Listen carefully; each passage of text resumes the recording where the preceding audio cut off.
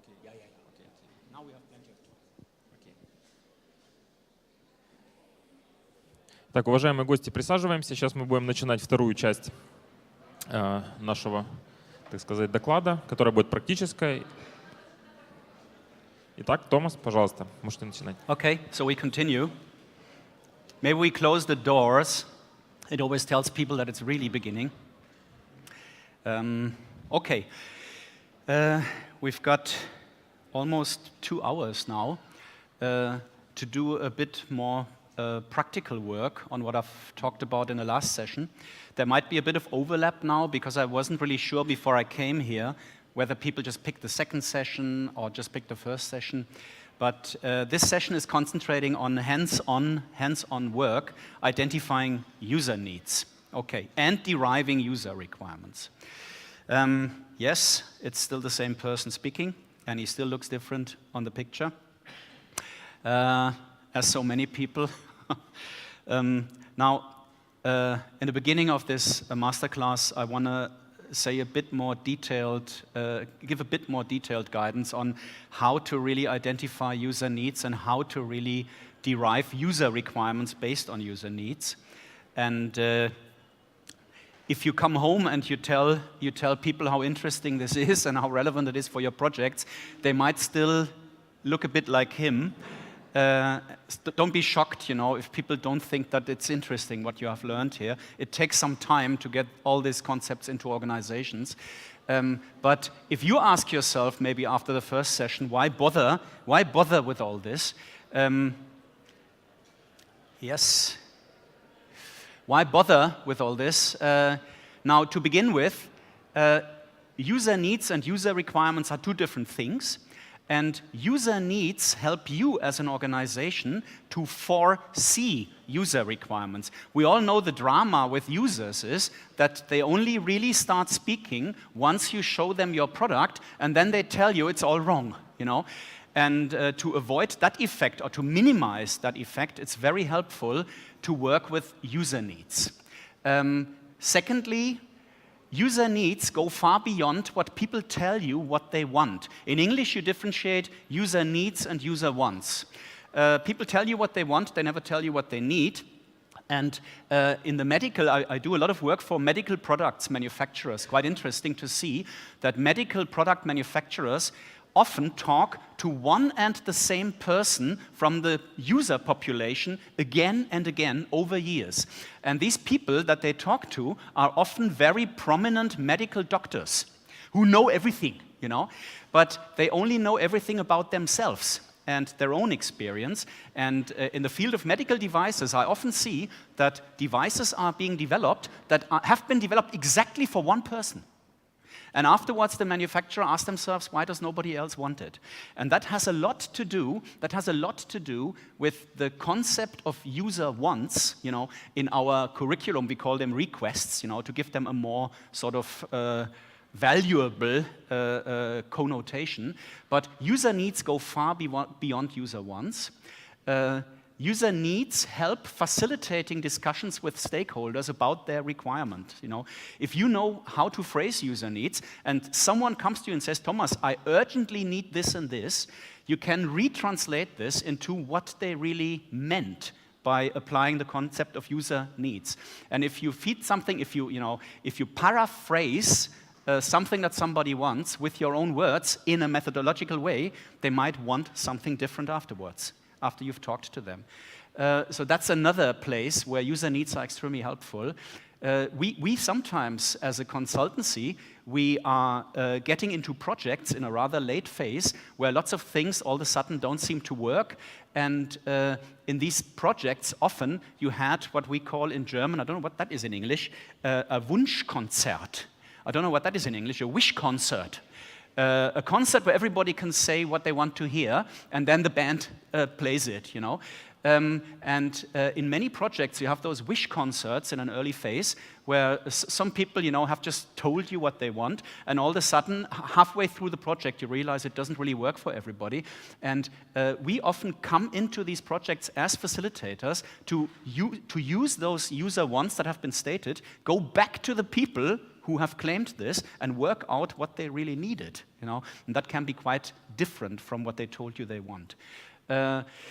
Also, if you are in the role of a business analyst or a requirements engineer, and all of a sudden you are surrounded by those fancy user experience designers, don't get me wrong, they're really fancy, The trouble with the fancy people is, the more fancy people you have in your organization, the less fancy you look. And because of that is dramatic. Because of that, I recommend to work with user needs, because they basically let you hijack the concept of user experience in your organization. If you, as a business analyst or a requirements engineer, if you are the one who manages those needs and takes care of them, you are the one who owns user experience. Because all the creative people, the fancy ones, all of a sudden speak to you because they ask for input about their fancy things. And all of a sudden you are part of the fancy ones, because they speak to you. I'm serious. I'm serious with what I'm telling you. So this is, why bother? Why bother? Why bother? Although you might wear this thing as part of your work and this blue thing, the answer is stated there. Okay. It's important to understand that user needs and user requirements don't fall from the sky. They don't fall from the sky. They all drop out of the so-called context of use. Context of use, everything I'm telling you here is not the opinion of Thomas Geis. Everything I'm telling you here is written in ISO standards for usability. And there is a thing called the context of use, and it assumes that if you develop a product, all the user requirements on the product emerge from the users themselves and their attributes. People who can't see well have requirements in terms of having increased size of characters. It evolves from the tasks that people complete. For example, boiling eggs, where you so far might have thought, what a trivial thing. No, it's not. Everything goes wrong. And it's a task that can be modeled, and there's lots of user needs in there. So the tasks that people do, the resources they use in terms of equipment and material, and the environment. And the environment is always consisting of a physical part and a social part. If you look at the context of use that we are currently in, the interactive system I'm using, the product I'm using, is PowerPoint on the wall. This is what I'm interacting with. And the users of the system at the moment is two user groups. One user group is the participants in the room, and the other user group is the facilitator. There's a third one, the organizer. Hey, there's a fourth one, the technical manager. Okay, there's 4 people in the room, but these two don't really interact with PowerPoint. They interact with me. They look at me all the time, sort of, hopefully this goes right. Anyway, where was I? Okay, exactly, context of use, where are we? 4 user groups in the room, 2 tasks in the room, 2 tasks in the room. What is my task? What am I doing at the moment? Sharing information, right. But is that enough? Again? Exactly, and is that enough? I mean, who cares about my point? Okay, now it's all correct what you're saying, but if you look at the task is getting knowledge to you that is relevant for your daily business. That's what I'm trying to do. That's my task. And what is your task? Exactly. That's a simple one. That's a simple one. In this context, but both of us have a task to complete while we are here. And which resources do we need? Which equipment do I use while I interact with PowerPoint? Lots of things, yeah. I use this thing here. What is this? A pointer, a power pointer, probably. And I also use this screen here. I use this notebook. This notebook is a resource I'm using. Sorry? Microphone, thank you very much. I've forgotten that, because I don't see it. Here's another one. Oh, no, sorry, I thought you raised your hand. Right, he has another task, Don't talk to him. Now, that's the equipment I use. Which equipment are you people using while we are working with PowerPoint? Okay, there's one person who says, I use my brain, but the brain is part of the user, right? If you look at the concept of this, you have a brain, it's like that, you can't change it. I'm afraid. But I'm not afraid. That's part of you that's an attribute of the user. Which resources are you using? The pencil, some of you are writing. The glasses, without them, it wouldn't work. And Sorry? The screen, yeah, exactly. But we would say, if you were very, very precise with this model here, the screen is part of the product to be developed. This screen not. This screen is here, but the projection here is part of the system to be developed, if we would develop it, right? Interestingly, you are not stating one resource that I see all the time while I'm speaking. Exactly, here we go. You know, your smartphones, you always take pictures of what I'm doing here, and this is classified as the resources that people use in relation to the product that we develop. And if you look at the automatic egg boiler example that I've shown you in the last presentation, one important resource for people is the pen, you know. People love their pen in the kitchen, you know. There's always this small pen that you have been having for forever, you know, and it's always clean and you use it for many purposes. It's always there. It never goes into the cupboard. It's typically on the hot plate, you know, because you love it and you love to look at it. And if you take this off people, then they won't like your product anymore. That's why the people from Brainstream, with this plastic egg, they basically built a plug-in for pens.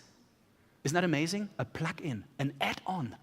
It's an add-on, right? Now, resources. These are the resources we use, and if we look into the environment, the physical environment is everything that you can add a number to. Everything that has a physical, a physical unit. For example, the size of the room is part of the physical environment, right? The sound that we hear from the bloody climate system is part of our physical environment right now. The temperature in the room is part of our physical environment. What else? Well, you know, enough. Or was there something else? The chairs are part of our physical environment. We say physical environment is everything that we cannot control as users. The chairs are there.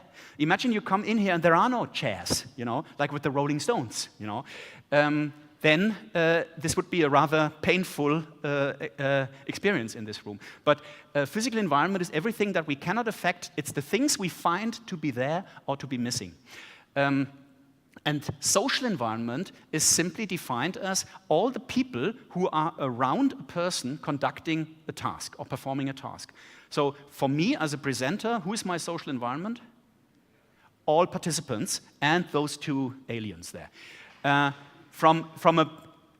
didn't even hear it. From a participant, because they're performing a task, you know, and they do it well. Now, from the perspective of the participants in the room, who is your social environment? All other participants, and the presenter. Exactly, yeah, right. So that's the concept of context of use, and it is assumed the more data you have on the 4 attributes of the context of use, the more user needs you can identify. And projects who in an early phase look at the context of use are very capable to identify many, many user needs and user requirements right up front the project. And I'm seeing more and more presentations, interestingly, in the agile world that we live in, I'm seeing more and more presentations on so-called pre-projects. Pre-project is lately a fancy term. It looks like pre-projects become hip again. And from a business analyst's and requirements engineer's perspective, this is good news. And there is even now an agile framework called the Disciplined Agile Delivery, DAD, which I can recommend as a book. You don't have to read it, you just have to hold it up and say what I told you. That would be written in there, you know. It's absolutely enough, and it's not expensive. The Disciplined Agile Delivery, DAD, assumes that every agile project needs a so-called inception phase, and part of the inception phase is to identify this damn thing here, to know who you are designing for and what the needs of these people are. Okay, context of use. One more thing. You can ask questions, and you can disagree with me. You can just shout at me. The only thing I don't allow you to do is to leave the room. Okay? That's why it will be locked now. Thank you very much. Here's the first question. Loud, please. Sorry. You can talk. Yeah, question like this. If we talk about language, where it was here, because for some users, for example, English language could be ununderstandable, and definitely it make influence on all that project. Yes. Where is it? It's in the user. The language that a user speaks is part of the attributes of the user. Yeah? That's not an environment, yeah? No, Users. that's the user. Users speak this in this language, full stop. Okay. Mhm. Okay, got it. Okay? Yeah. Okay, thank you very much. Right. I will continue until you say, I have a question, yeah? Okay. Types of users to be differentiated. It becomes more and more obvious that looking just at so-called primary users is not enough in a project. Primary users are, of course, the central type of user we're looking at. Primary users are the ones that do the tasks with the system that the system has been designed for. That's what we call primary users. Then we have secondary users, and secondary users are people that you basically want to get rid of, I'm afraid. Yeah? I will repeat what I just said. Secondary users are people that you want to get rid of as an organization. Doesn't mean they are bad people, but they are people who deal with things that hopefully no one has to deal with. Maintenance staff who make sure that the damn paper comes out of there regularly. Trainers who train how to use a product. You should never ever have these people, in a sort of healthy environment. System configurators are also people who basically do something because others can't do it. This is what we call secondary users. But they are a type of user species. And then we have the so-called indirect users. That's almost a contradiction coming to the term user. Indirect users are people who interact not with the system you have built, but with the outputs that the system produces. These we call indirect users. For the software industry, they are quite relevant because indirect users are the people who never pay license fees. They don't interact with your product. That's the worst you can have from a marketing perspective. Companies like SAP, for example, they look more and more at indirect users of their system to identify what are their needs to make them primary users. So when you look at who are our users, you always have to look at who are our primary users, who are our secondary users, and who are our indirect users. For these, we built the product. For these, we might have to build separate interfaces so they are able to do their tasks, but that's already a mess. And these we try to catch to become primary users. 3 types of users. Sorry? Yes, we do. Yes, we do. We do. Because if you address their needs, you can only find out why they don't use your product and what you have to change in your product to make them use it. We've shown managers for SAP systems, we've shown them prototypes where you had buttons, prototypes, right? Buttons that said export annual report to PowerPoint, Yeah, sure. Just to find out what would people do when they have this button, Would they really go to somebody and ask them to prepare a PowerPoint, or would they press the button and hopefully, they get exactly what they were looking for, And this is the viewpoint on indirect users, where you identify what is it they need to make them primary users, and then also, to make them paying users if you are a software manufacturer, okay? When you look at user groups early in a project, you have to identify at least the primary users of your system, and you have to have a list of user groups. Without a list of user groups, you will never come up with a product that really satisfies user needs and is usable across those user groups. All those are examples from real projects that I was in, and I didn't know before that at airports you have a business process which is dealing with people who cannot walk. As a business process on every airport, if you don't deal with these people, no plane goes out. Because they are always somewhere, they have checked in, they're always somewhere and they never appear because they have trouble getting to where they have to get to, And so this person here, the one with the blue shirt, is actually a so-called passenger assistant. It's not a chauffeur, I didn't know that. A chauffeur is somebody who drives a bus, so there's also buses with lots of handicapped people who get brought to the airplanes. They are the ones where beforehand there is a plan that if you work with them on an individual basis, it's far too expensive. And there's a real business process behind that. I didn't know that. And these systems are much hated at airports. And we did an analysis on what the user needs are, what the requirements are for a company that is now very successful with these things. A company is called Inform. And we just looked at the different user groups and identified exactly what's happening in their context and what are the user needs there. It's important for us to understand the difference, when it comes to user need, it's important to understand the difference of tasks and organizational workflows. In many projects, when you start saying, hey, we have to look at the user's tasks to identify how they really work and whatnot, project stakeholders tell you, yeah, but the workflows, we know all these workflows, And then you have to have some backup because we are not looking at organizational workflows. We are looking at the real task that somebody does and how it works and what the needs are in there. And I have, I think on the next slide, I have this example. This thing at the airport, this organizational workflow or business process, whatever you want to call it, it's called PRM management. And PRM stands for Passengers with Reduced Mobility, And if you look at the user groups in this context, you have, for example, a task, plan for foreseeable PRMs. That's a task at the airport that somebody does who's called dispatcher at the office desk. No matter what this is a real task. Then there is another task that was completely overlooked. We identified it when we talked to people. Initiate assistance for spontaneous PRMs. That's where everybody in the project said, what? What are you talking about? We said, well, there's plenty of handicapped people who didn't tell you beforehand that they are handicapped, They come to the airport with their wheelchair and say, here I am, And they say, in your registration system, you didn't ask for a wheelchair. I didn't see this. Please bring me to my airplane. And for this, they have a specific user group, the dispatcher at the floor, the person who is in the area where you see people running around or rolling around, And this is another user group. And then you have the user group passenger assistant who assists PRMs to their required destination. He basically brings them there. And when we talk about user needs and identifying them, it's important to look at real tasks that people do. And if you want to find out what are real tasks that people do, the best approach is to ask exactly these people, what are you doing? And they will tell you different stories than the story that is on charts where you see all kinds of workflows and fancy things that people have worked out as part of a project. If you talk to users about their real tasks, you will learn something new.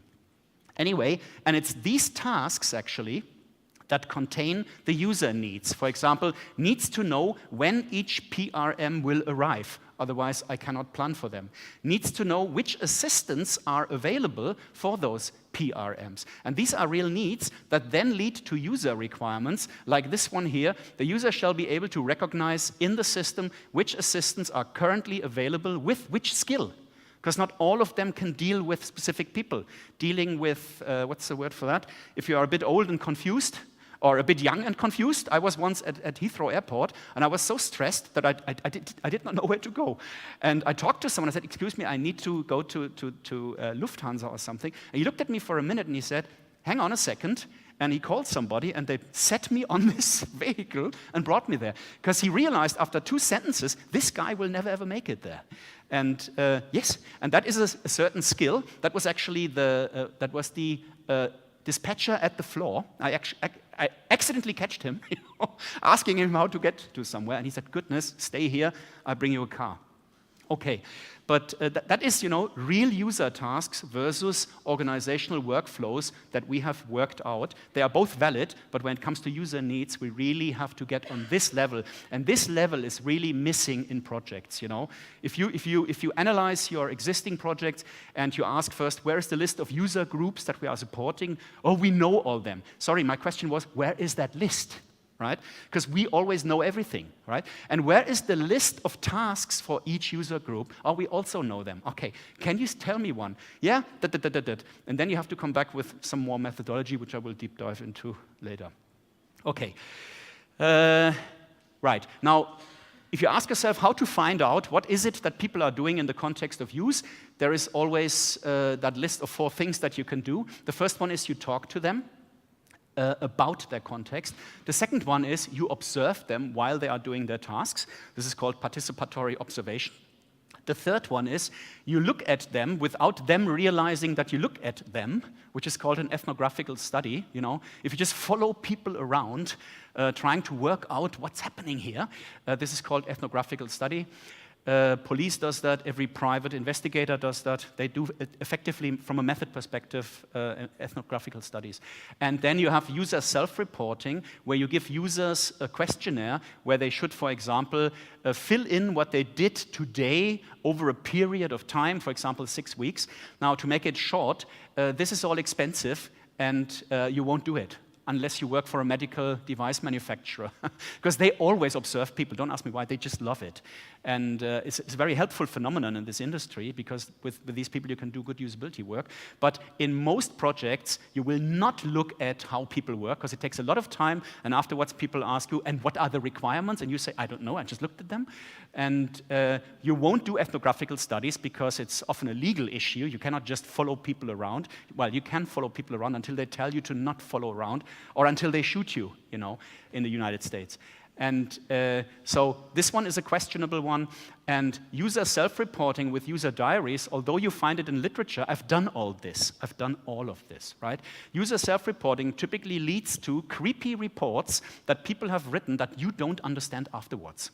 And you were thinking, haha, I give these people these questionnaires now, and after 6 weeks, I have all data I need. You will have nothing. You will have a mess and another 6 weeks to try to work out what they meant by it, because you can't ask them again, and everybody's waiting for your analysis. And that's why my recommendation is carry out contextual interviews, and the core methodological discipline here is speak about the context of use. Don't speak about PowerPoint when you try to work out how to improve PowerPoint. That's difficult, isn't it?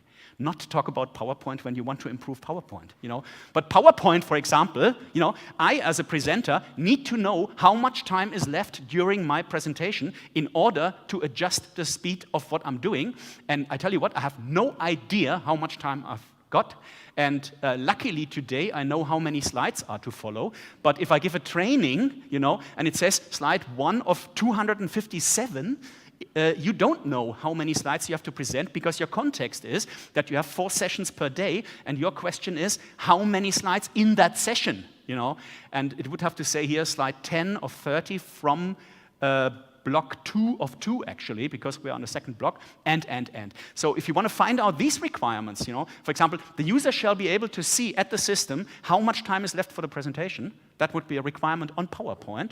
Or the user shall be able to see at the system how many slides to follow within the current block of the presentation. That would be another requirement on PowerPoint. And you will never find it out by looking at PowerPoint or asking people about PowerPoint. Okay. Contextual interviews, exactly. So when we do contextual interviews, we are not talking about user needs. We are not talking about user needs. We are not talking about user requirements. Neither are we talking about system requirements. And we are not talking about the user interface of the system. And we are not talking about the technical system. So what on earth are we talking about?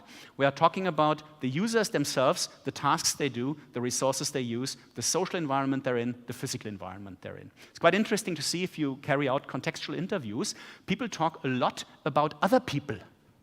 That's what we like, isn't it? To talk about other people. No one wants to talk about themselves, everybody talks about others.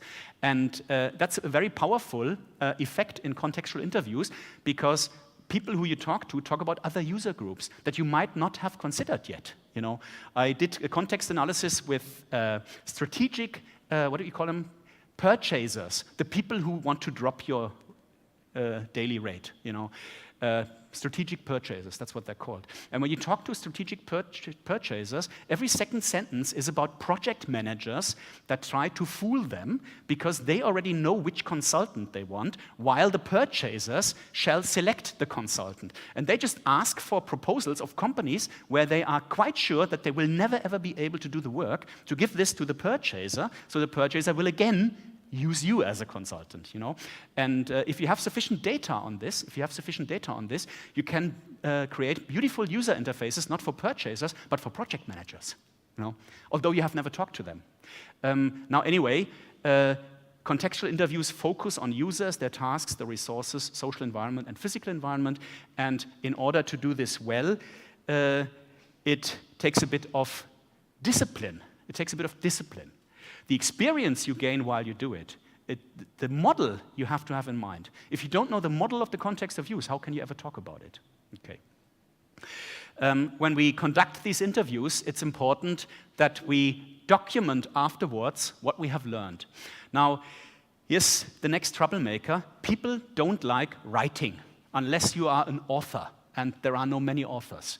People don't like writing. Everybody likes to blah blah, you know, and no one wants to write the blah blah down.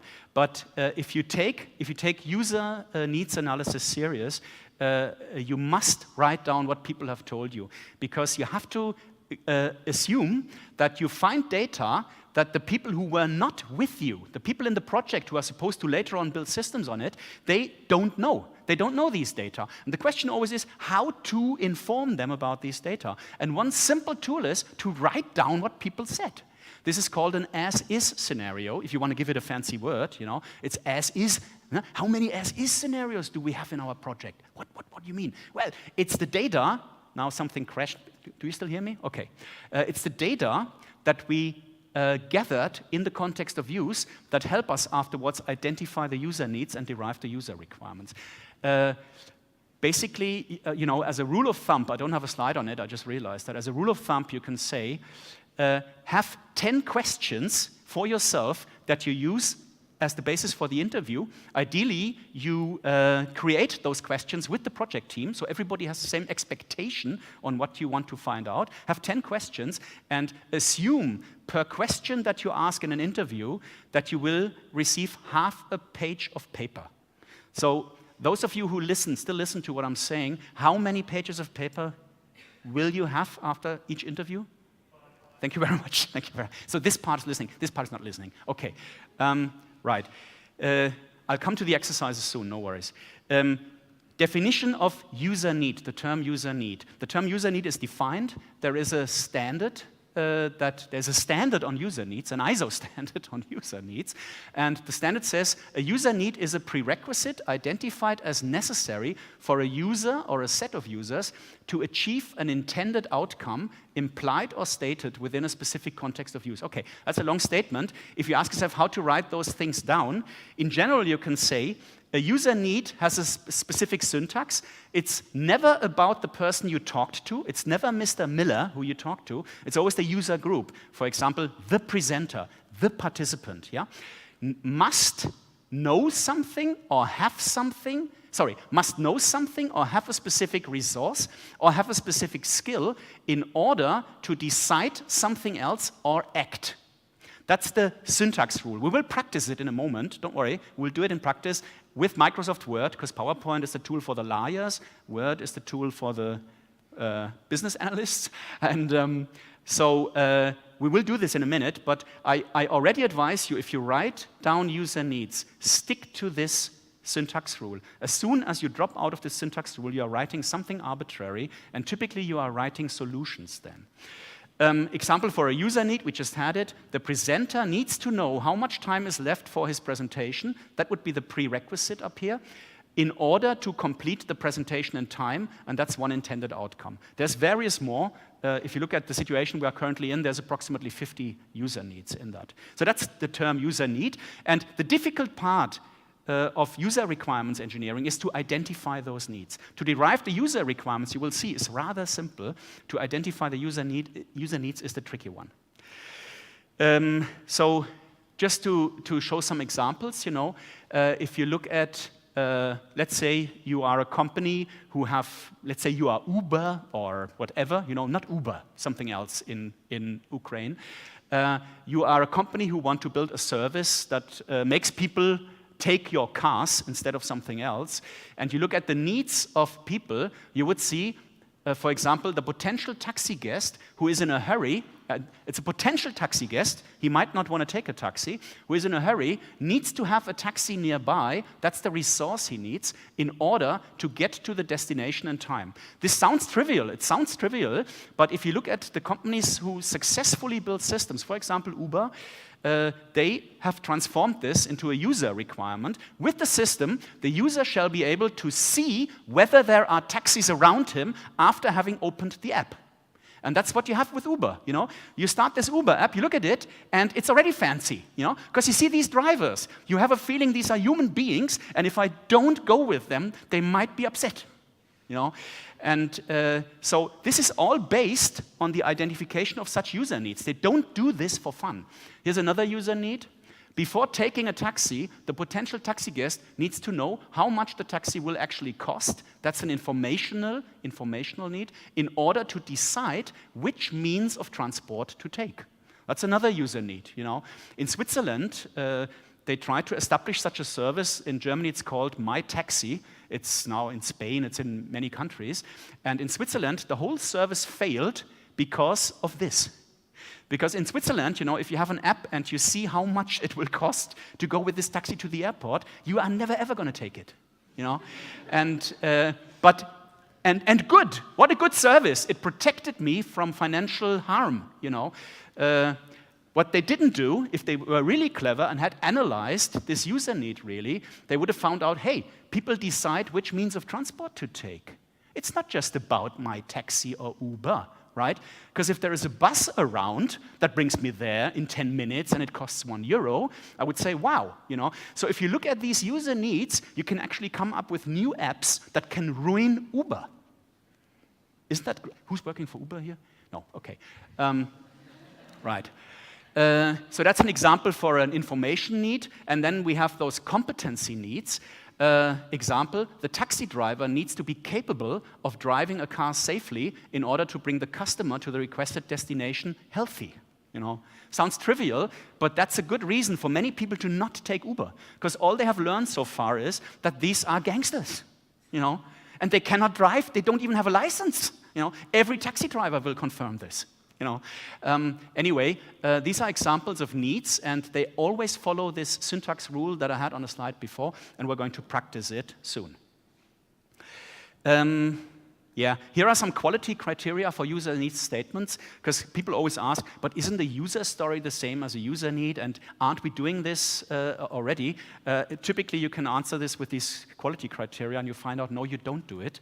A user need is always based on the context of use. User needs that don't have a context of use are not user needs. They are, I don't know what. It always consists of one prerequisite and one intended outcome, and the prerequisite always has to be stated as a condition to have something, to know something, to be capable of something. And the intended outcome is always stated as a decision or an action, to decide something or to do something. Typically, that's quite fancy, a user need applies to all users within one user group. That's quite interesting.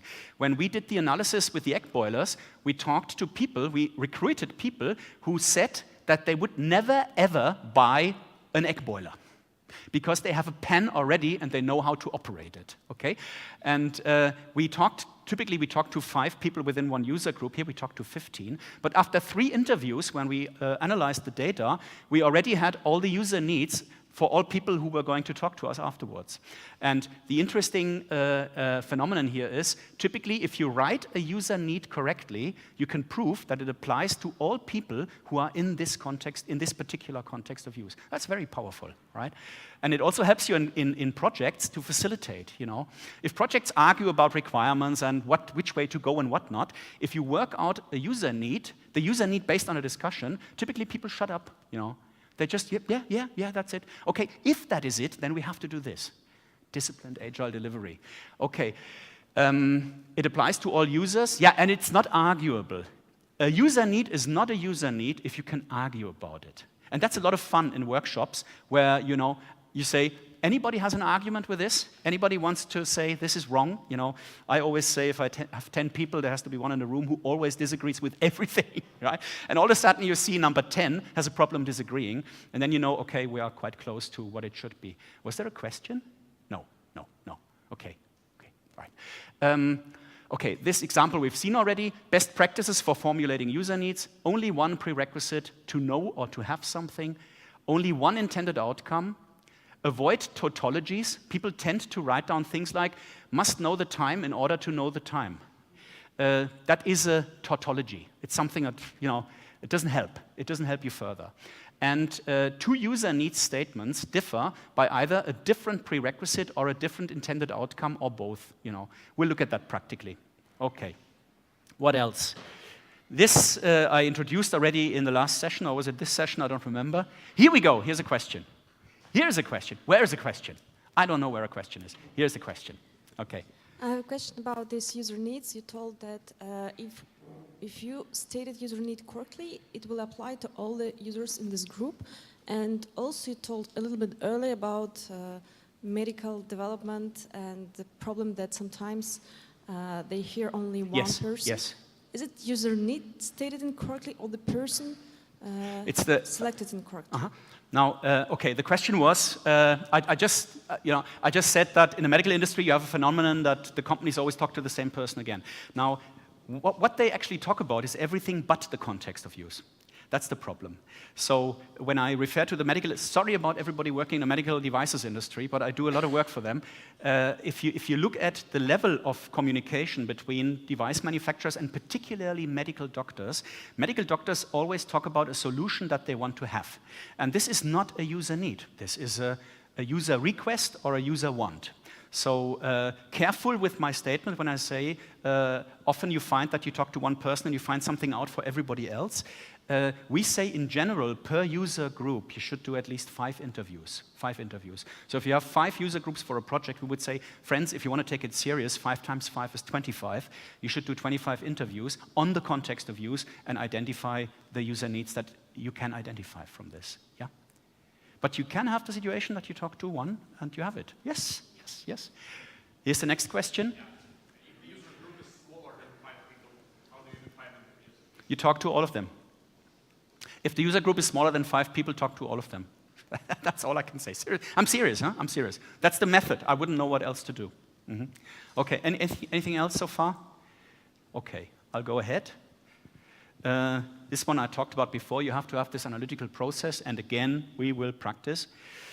If you derive user requirements, I said user needs is something different than user requirements. If you derive user requirements, it's a very strict logical process. You look at each and every user need, and for each and every user need, you ask yourself, if we had a system, which we don't have yet, if we had a system, what would users, in the light of this need to be able to recognize, or to select, to make a choice, or to input?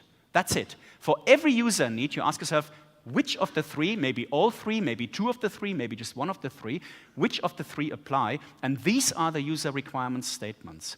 So coming back to the electric egg boiler example, we said, the breakfast creator needs to know the preference of each breakfast participant regarding his breakfast egg in order to make all eggs in the desired consistency. A manufacturer would say, if you come up with this, and you would say, and this is what we found out, they would say, is this what you found out? Really? Oh, and now you want money for this or what? When you look at user needs as such, they look trivial after you have identified them. But now magic happens. Because now you ask yourself, okay, if that is true, then what would you have to be able to recognize at the egg boiler? Well, with the system, the user shall be able to recognize the consistency of each egg. What? Yes. That's the consequence of that user need. With the system, the user shall be able to select how many eggs should become soft-boiled, how many medium, and how many hard-boiled. Select? Yeah, before you do that, you select how many shall be soft, how many medium, how many hard. Yeah, but how can we do this? I don't know. Here's the invoice. Because I'm a requirements engineer, I'm afraid. And the last one is a rather simple one. With the system, the user shall be able to input 3 eggs. Why 3 eggs? Well, we found out that your market is people with 3 participants in the family, So you can put 5 in. Maybe they have guests at some time. But if you look at the minimum, it would be 3 eggs. Interestingly, most of the systems allow 3 eggs. Guess why? Okay. Now, so to derive user requirements based on user needs is simple. To identify and write down the user needs is not simple. And this is something that I highly recommend to keep in experts' hands in the company. There's more and more companies who actually now have a user research team. I said in the last break, I said if you go into LinkedIn, not now, but afterwards, if you go into LinkedIn and you go to the job postings and you type in user researcher, there's thousands of job offerings. And in particular, where? California. And who are the manufacturers looking for this role?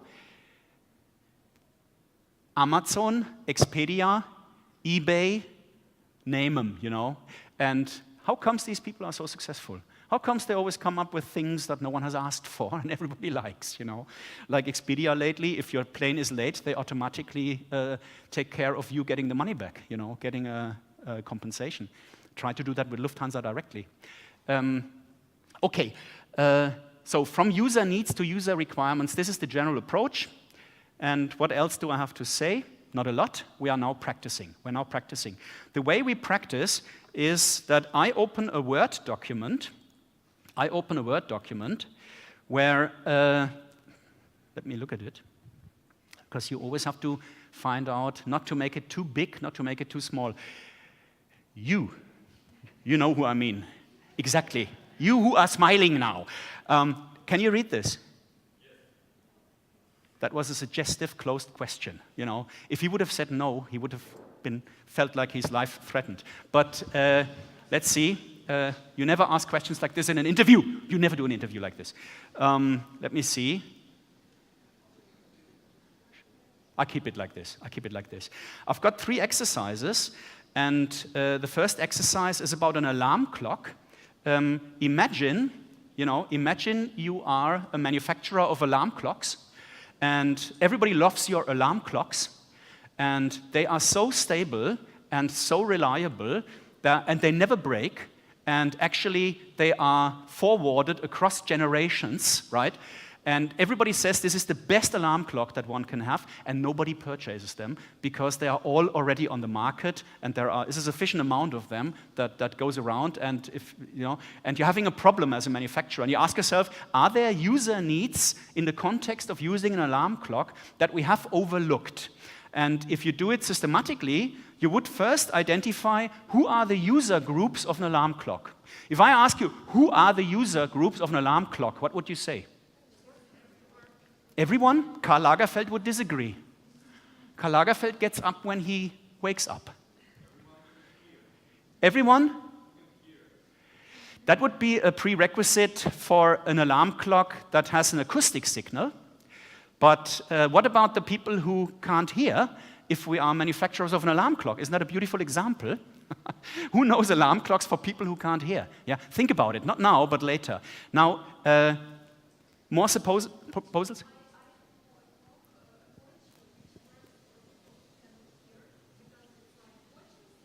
Okay, right. Here you go. People who wake up at a defined time, right? Who is this? Is anybody in a room who has to get up at a defined time? It's a rather large user group, you know. Me, for example. Sorry?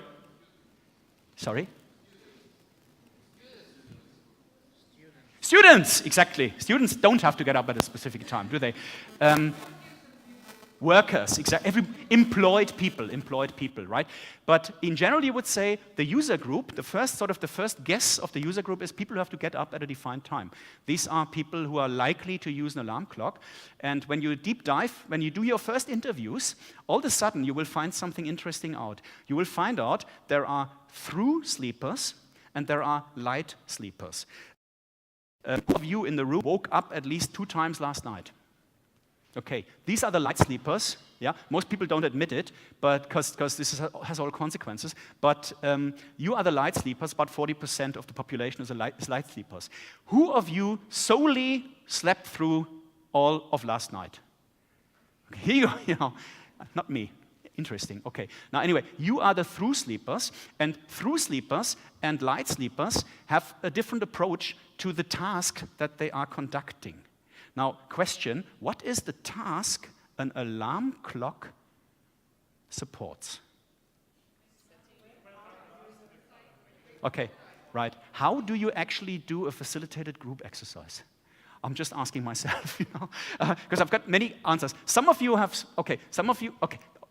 Raise your hand and I will tell you who talks to me. What is the task an alarm clock supports? You.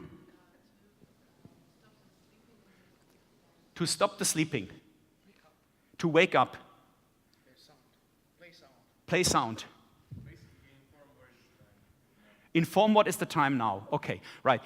All the aspects I'm hearing are either so-called subtasks within another task or system functions. What you have given as an example is a system function at the user interface. Actually, it's actually an operating function. But you are all looking at subtasks of something that no one in the room has stated. Maybe the task is to make the person like stand up out of the bed and go to work. Okay. Not to continue. Okay. That could be a strategic goal of the manufacturer. Okay.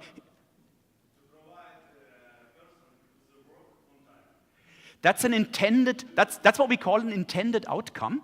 And intended outcome is part of the task. That is a system function. The system does it.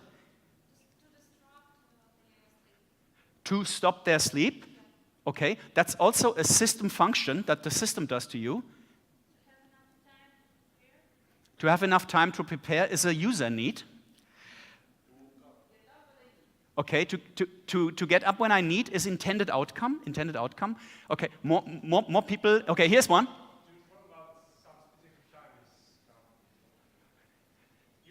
That's a system function. That's a system function. Oh, can you say the first part of your sentence again? And you actually said the same thing, and you've done it. Yeah, yeah. First you said to sleep, and you said the same. An alarm clock supports the task sleeping, and sleeping is something that has a defined starting point and a defined end, and the intended outcome is to wake up at a given time, at a prescribed time. Tasks are typically statements that are phrased as verb-noun combinations. You know, baking cake, throwing somebody out, human resources department, employing somebody new, human resources department. Sleeping is about yourself, that's why the noun is missing, but sleeping is the task. And if you try to find out what's needed while people are sleeping, you have to address sleeping as a task. So if you would ask questions about sleeping, what would be one question you could ask a person?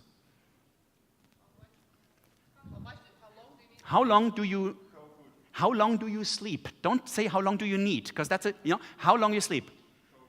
How good you sleep, okay? When do you go to bed, for example, right? How deep do you sleep? Right. So these are questions that you would ask to get data on the sleep. And what I have here is data on a person sleeping. And I'm going to show you this. And we're going to analyze it in terms of user need. Okay. So here we have the user group. Hang on. I just got to fix some things here. Yeah, now it's big enough. This is a so-called analyzed, to be analyzed as-is scenario. In an as-is scenario, you first have the story that somebody has told you, and once you have written this down, you analyze what are the needs in there, and we've got 1 hour left, haven't we? I think so, yeah, okay. Who am I looking at? Who knows? Who actually knows when this session is over? I think it's 12:50. Okay, we've got enough time, we've got enough time. Now, on the left side, we see the data that a light sleeper, actually we talked to a light sleeper, that a light sleeper has given us, and I want to read these data with you for a minute. Hang on, how to do this? It used to be a bit simpler until I got that new Microsoft thing. Hang on. Here we are. Okay, right. It's Sunday night again. You know Sunday night? That's a good starting point, isn't it? It's Sunday night again. And Chris Lang has an early flight on Monday morning to his 3-day consultancy workshop with a client in Boston, okay? Christian is a light sleeper. During the night, approximately every 2 hours, he wakes up and wonders what time it is now. He then looks up the LED clock on the window shelf, which he can easily spot in the dark, Sometimes he then decides to go to the toilet, hoping that during the remaining time he will sleep calmly. If he wakes up and there is only 30 minutes left before the alarm rings, he even gets up and has a coffee in more peace than being woken up by the alarm clock. So this person has an alarm clock. He is always a bit worried to not wake up in time. Neither is he 100% sure whether or not he has set the alarm on his mobile phone, so it's not this LED on the window, on his mobile phone, nor for which time or what time he has set it. Sleeping could be so much better. This is an extract from an interview. You might just have asked one question, how deep do you sleep, and someone comes up with this half a page of paper. Now, when you read this, you might think, well, a bit of an introduction, We are building an alarm clock. What on earth is relevant in this information? But if you do a systematic analysis of it, you will find that there are needs in here. And the way it works is, I do this practical now with you. To begin with, I have the syntax rules up here, and no matter what you people propose me while I'm typing, if it's not in that syntax rule, I'm not going to listen to you. Okay, that's me, Okay, I'm from Germany, by the way. So the first statement, it's Sunday night again, and Chris Lang has an early flight on Monday morning to his 3-day consultancy workshop with a client in Boston. I would say, okay, this is really introduction. Then we look at the next piece of information here. During the night, approximately every 2 hours, he wakes up and wonders what time it is now. He then looks up the LED clock on the window shelf, which he can easily spot in the dark. Sometimes he then decides to go to the toilet, hoping that during the remaining time he will sleep calm. If he wakes up and there's only 30 minutes left before the alarm rings, he even gets up and has a coffee in more peace than being woke. So this looks like a minefield to me, based on my experience. And if you want to do this now systematically, because it's always hard to get started, as we know, the first thing is you phrase the user need generically in terms of the needs to in order to, because that much is true. And who is the user group here? The light sleeper, thank you very much. The light sleeper needs to. Now, here comes the first trick that I don't have a slide on. Try to first phrase the green thing. Try to phrase that first. It will help you to come to objective and valid user needs across all users. So, what would be the in order to? Thank you very much. That was a bit too fast. In order to decide whether to get up or continue to sleep. Wow, now I'm impressed. But she was the one who said sleeping is the task. What are you doing for life? Okay, we've got job offerings. Anyway, now if this is the in order to, what is it that the person needs to know or to have?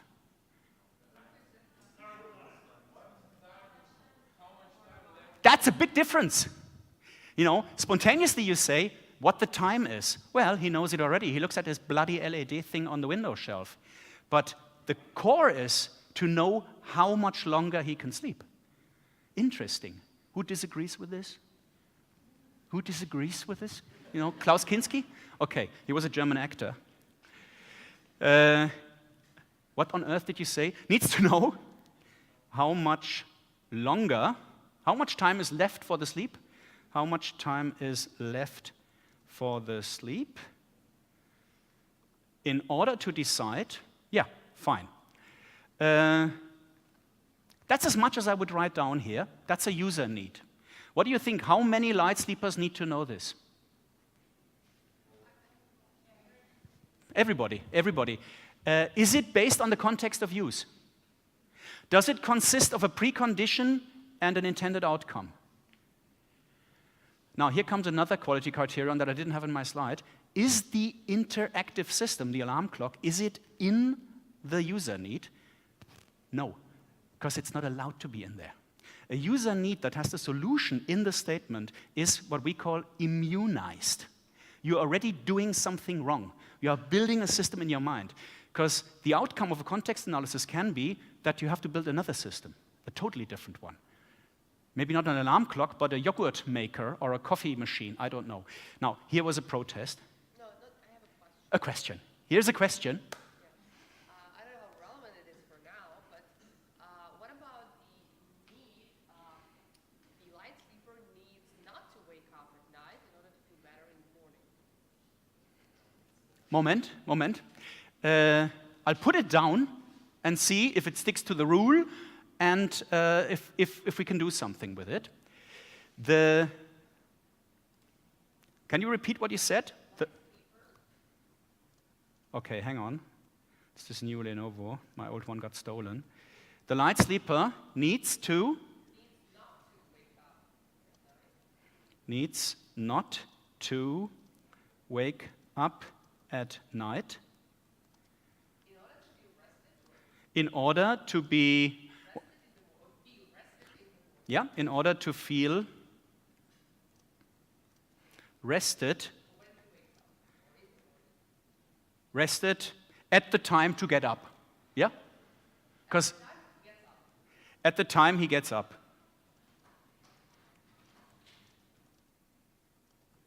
Now, can we argue about this? What?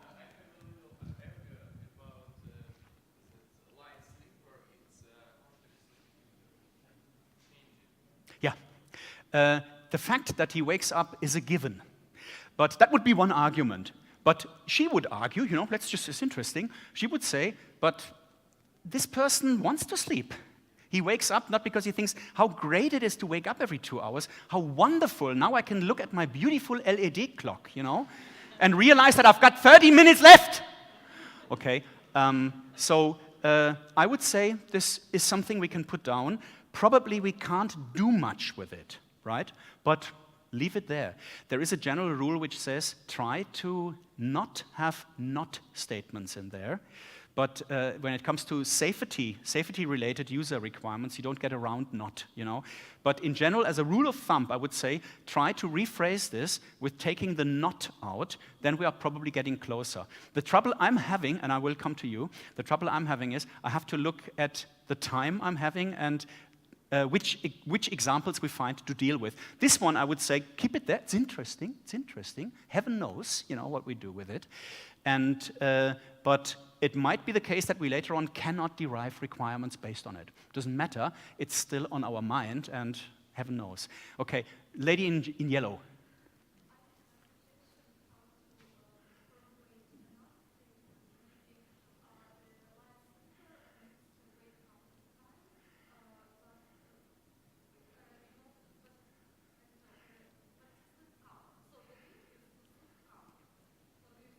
Mm-hmm.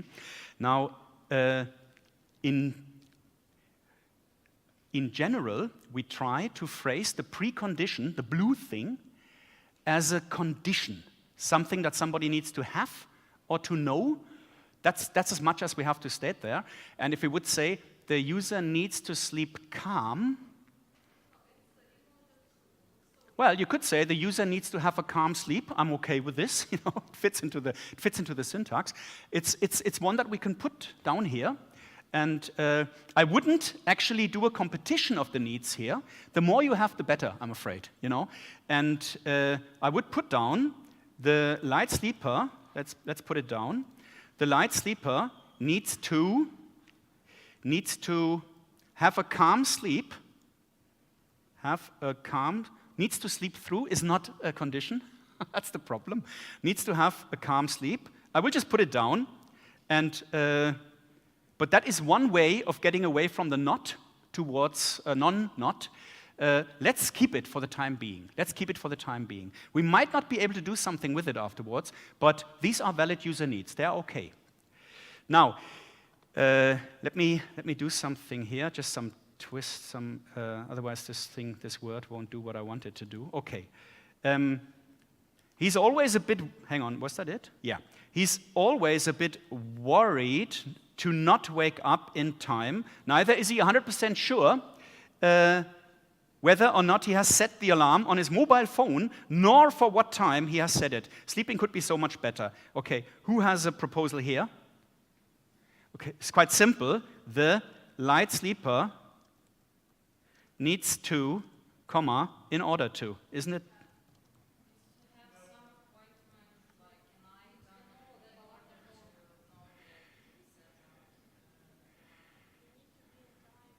Yeah, the intended, okay, here's more people. You have to speak very loud. Okay, light sleeper needs to have reliable two in order to be waken up at the time he needs. Okay, can you repeat it again, literally? Light sleeper needs to have their reliable two Yeah. in order to wake him up at the morning. Okay. Now, when we look at user needs, we should not look at something to come. We should look at something that has to be in place, and that's either information or a resource. So the intended outcome, some of you basically said it's the same as before, which was, or do we have it? In order to, oh no, it's not there. Thank you very much.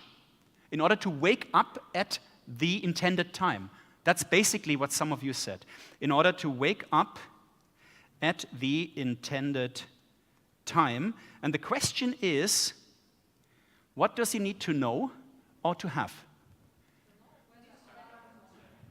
Well, now we are building a tautology. Do you realize it? We're building a tautology.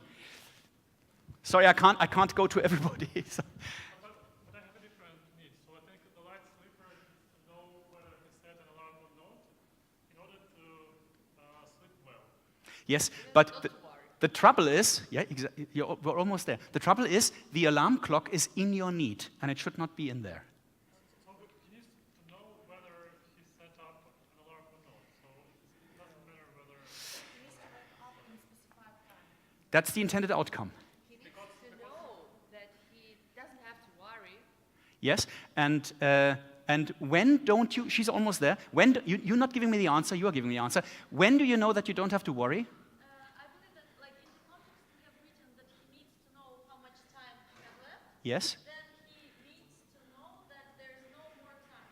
No more time. That time's up. Oh, that's another one. That's another one. That actually already fits in here, because here we have the 30-minute statement. I'll come back to the one below, but interestingly, you found another one.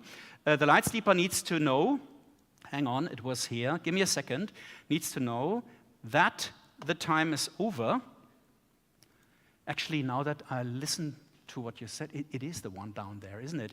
The light sleeper needs to know that the time to wake up has come. That's what you said. I love you. Wonderful. Isn't that it? Who disagrees? You disagree? Okay, here you go. I don't disagree about it. I disagree about user group. Why we decided to use a light sleeper? Because we talked to a light sleeper, and we have identified in the context there are light sleepers and through sleepers. And it might be the case that after we have done our analysis, that the user needs for the light sleepers and the through sleepers are identical. Might be the case. Because for the first case we discussed, there was a precondition that he wakes up. And here it's not that he wakes up, he's just boring and not so stuff. Yeah. We cannot say that he's a light sleeper. It's the same person. It's the same person, sorry about that. Yeah. Okay, now I tell you what, that's enough to start with the light sleepers, and there is another comment.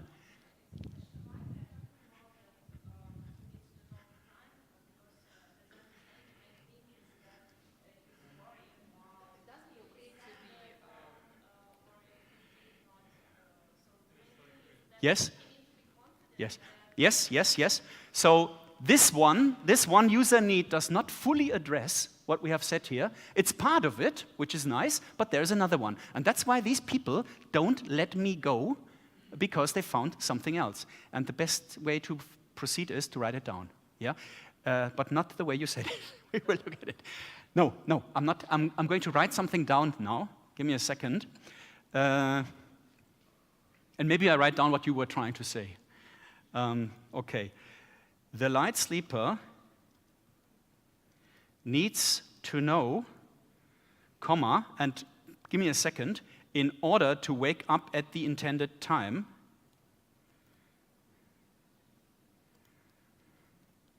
And what I would write down here, based on what you two people were just suggesting, needs to know whether he will be woken up or not. This is what I've learned from you two. I've just written it down in a different style.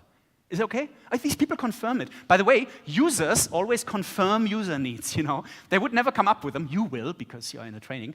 But users always confirm things, you know. They say, oh, that would be much better than what I just said, you know. Oh, shall we do it then? Yeah, of course we will. So I think this looks good for today.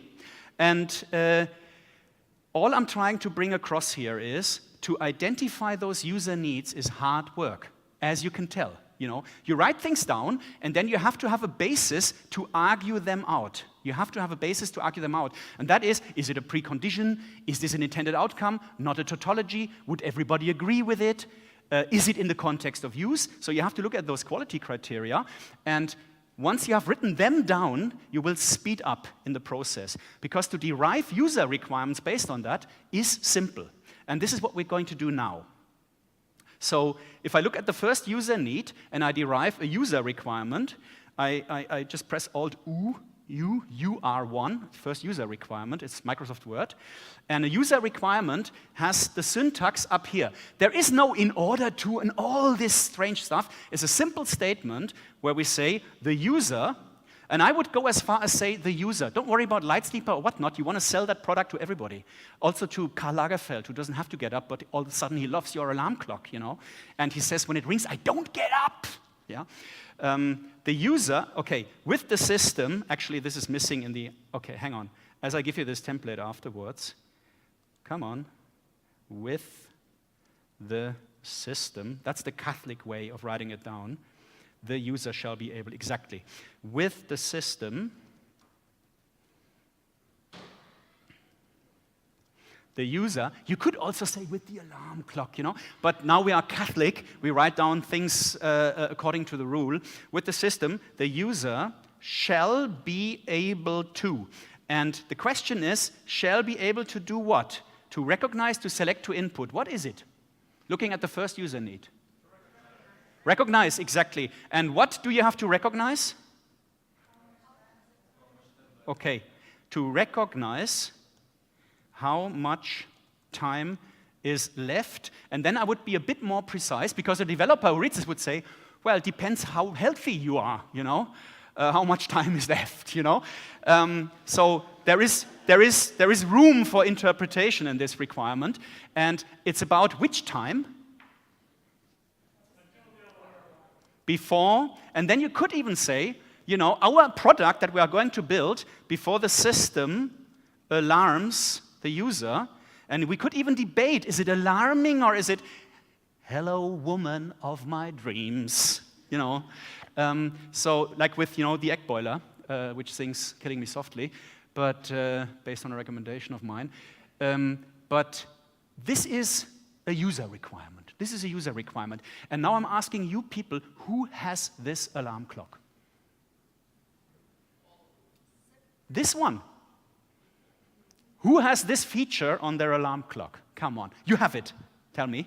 Everybody has Android, and if you wake up a bit less than alarm clock, it will make notification, something like alarm will be in 30 minutes. Okay, and what about 2 o'clock in the night if you have set the system to 6:30? He will just tell you how much left. Okay, now all I'm saying is, if you look at, you know, you people are building apps, aren't you? There's probably some people in the room who build apps. If you look at a solution to this, I wouldn't be able to download this from an app store. If you look at an alarm clock for Apple or for Android, look at this one. I'll just show you something. I brought a bit of a prototype. How do you maximize this? How about this one? Sorry? It's what? It's cruel? It's philosophical. It's, well, for me it's hard to know that it's only 3 hours left to sleep, so I would not install this. Are you a light sleeper? Here you go, you know. Anyway, you got to confirm these requirements and prototypes with the user group in question. Anyway, all I'm saying is that no matter how you visualize something or how you bring it to life, I'm not aware of any alarm clock that tells you how much longer you can sleep. Okay, right. Now, looking at the other user requirements, the light sleeper needs not to wake up at night in order to... Sorry. Yes? Yes?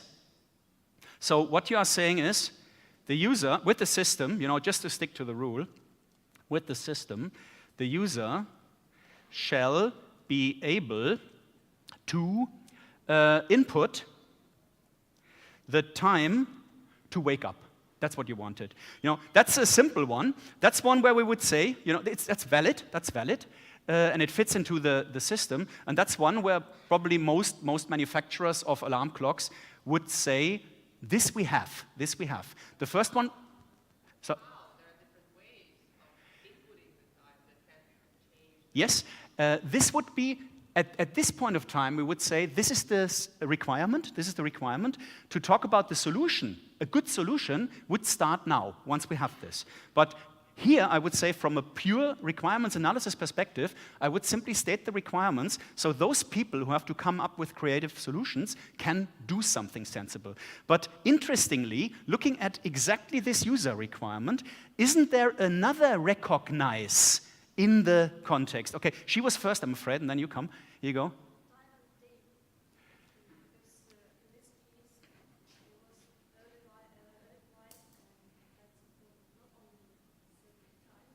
Okay, at least we would say for the following day, at least. That would be the minimum, yeah? For the following day. And then we could look at lots and lots of requirements, which I want to engage you. The more user requirements you have, the more user-centered your whole project is. But to wake up for the following day, that would be the minimum just for the exercise here. And what did you want to say?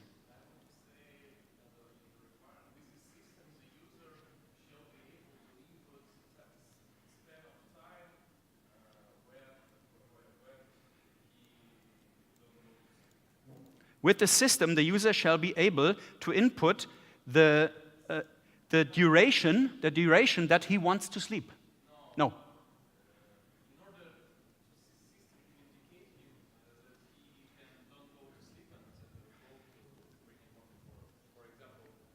Okay, what's the requirement? The user, with the system, the user shall be able to.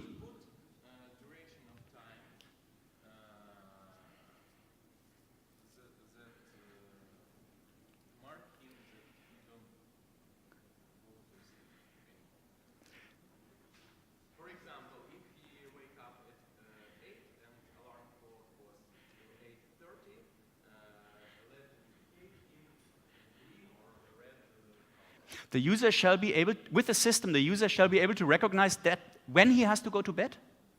No. I didn't get it. Sorry. It's all right. It's all right. You know, if I think the sentence goes that with the system, the user shall be able to recognize if there is a need to wake up or go to sleep. that's UR1, isn't it? That's UR1. I just type it in because you said it. You know, the good thing about Microsoft Word is that the undo function doesn't cost anything.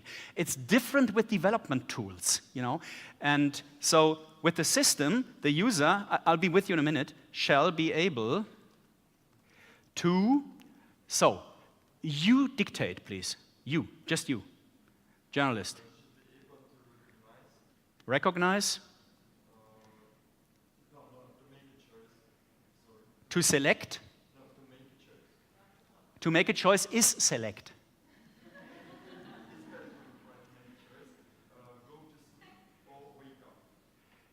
Whether he goes to sleep or wake up. I tell you what, just for the time being, or wake up, and okay, whatever he does is outside of the alarm clock, but this one here, I mark it, I highlight it in yellow. With this one, I wouldn't understand, I don't understand it. I don't understand it. Sorry?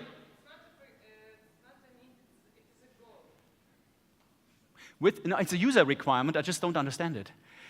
With the system, the user shall be able to select whether he goes to sleep or wake up. I think it's related to the last part of the sentence, user story, that if user wakes up in 30 minutes before the alarm, he will not get a go and sleep anymore. Okay. Okay, I'll tell you what I just realized. We won't get complete within that session. Yeah, I know. You guys all now have specific view on what I should write down. For this, you have groups exercises. I'm having trouble now to write down what each and every one is telling me. I'm just having trouble. And here's another one. Go ahead. Yeah, just say that we start with making requirements, not making them the needs. So that's Exactly. So, in general, what we say is, if you derive user requirements, they have to map onto a user need. And so for each user need, the question is, what is it that we want users to be able to recognize, select, or input, right? And I'm okay with the first three ones. The one that, okay, here's another one.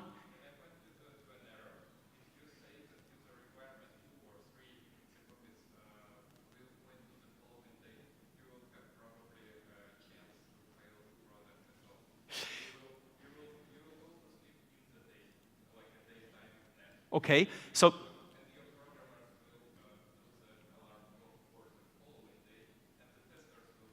okay, fine. So this one we would have to reformulate, and that would be the time and date. I think that's what you wanted initially, and no worries. You know, we're doing this live, right? You just want to be careful. The product will fail if you have to enter a date. That's the one thing I can guarantee you. If it's an offer to do this, we have to work on this further. It would probably work, but you shouldn't force users to do so. But anyway, I would say for the exercise, this is already okay, what we did here. Obviously, what we are finding is that on the requirements, we are now debating a lot. And to get this debate in a structured, let's say, channel or a structured path, we would say for each user need, you have to identify what is it users shall be able to recognize, what is it users shall be able to select, what is it users shall be able to input. And with regards to the time that I have set on the alarm clock, we said here, with the system, the user shall be able to input time and date, but if we would go further down to the last user needs, we would say there's another user requirement here, which is the user with the system, I'm afraid, not with something else, with the system, the user shall be able to recognize at any point of time during the sleep or sleep phase, if you want to make it during the sleep phase, whether he has set the alarm or not. Yeah? And that's obviously a troublemaker that we've seen before. So on one hand, you have to be able to select the time, when you want to wake up. On the other hand, you worry during night, did I actually set this thing? And without touching the system, I should be able to just look at it and say, yeah, I've set the alarm clock. I've set it to 6:30. What a wonderful world, And that's approximately what's behind that one user requirement. Okay. I want to finish this part of the exercise here. It's just an exercise, and the one thing that I hope you become aware of is there are products where you realize they are quite simple, they have been there always. If you look into the context information for this product and you identify the user needs, you identify user requirements that no one has yet seen.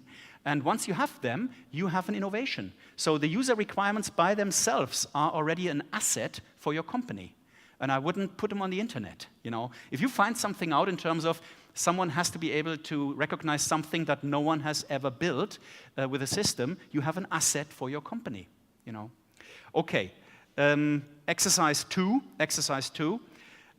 calendar. Oh, sorry, here you go. So the question is, so we recognize the requirements, system requirements. So There are no system requirements, it's user requirements yet. user requirements to system. So can it mean that some of these requirements we will decide that we will not go with them? Sure. That's a matter. Okay, the question here is, if we look at those user requirements, does that mean that we have to implement all of them when we see them? The answer is no. As part of requirements management, and you look at professional curricula, for example, IREP or the IIBA, they all tell you you have to prioritize requirements. But in order to prioritize requirements, you need requirements. And the question is very relevant that you're asking, in particular with regards to user requirements, because user requirements are often so spectacular when you really identify them, that teams are rather shocked about what you found out. Like with the egg boiler, Siemens has lost the complete world market on egg boilers because this small startup called Brainstream have built the PEEP egg, and the PEEP egg is a worldwide success, a big success. These people became billionaires with that bloody thing, and I've worked for them. And now, coming back to your question, as user requirements can be sort of frightening to project teams because it looks like work, you have to clarify the first set of user requirements that we identify in the context of use is not yet prioritized. So if you clarify with the team, these are things that we have not yet prioritized, all of a sudden people are rather relaxed about what's on the wall. And we have a client called SAP, and I work for one of for the development, actually board member, and the responsible for the development. And he once said to me, Thomas, this is very interesting, because what I now find out is that those user requirements that our development teams prioritize with 3, they have 1, 2, 3. 1 means has to be done now, 2 means next release, 3 means basically never. And he, as the head of development in SAP, said to me, I now only look at the priority 3 requirements because these are the things where I have to worry whether Oracle are implementing them tomorrow. Okay? And that was a very nice statement, I thought. And it tells you, this is all relevant, and in order to not sort of frighten yourself when you formulate them, you have to have a company culture which says, not yet prioritized, but interesting. And then you prioritize them, and we're not talking about this today. This is sort of professional requirements engineering and management. This is requirements management, isn't it? We're not talking about that today, but that would be my answer to your concern, let's say. Yes. Here you go.